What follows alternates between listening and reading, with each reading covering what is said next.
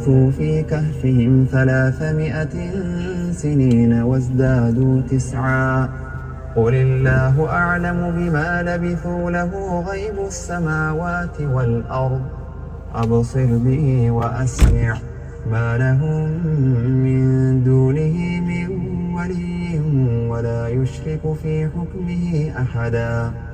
واتل ما أوحي إليك من كتاب ربك لا مبدل لكلماته ولن تجد من دونه ملتحدا.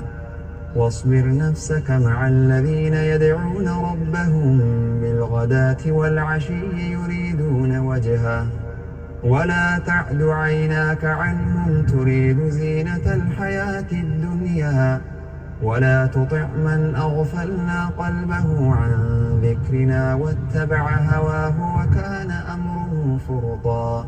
وقل الحق من ربكم فمن شاء فليؤمن ومن شاء فليكفر إنا أعتدنا للظالمين نارا أحاط بهم سرادقها وإن يستغيثوا يغاثوا بماء كالمهل يشوي الوجوه بئس الشراب وساءت مرتفقا.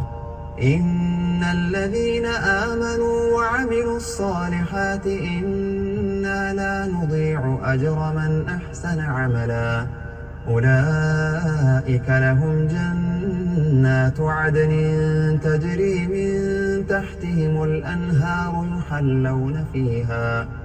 يحلون فيها من أساور من ذهب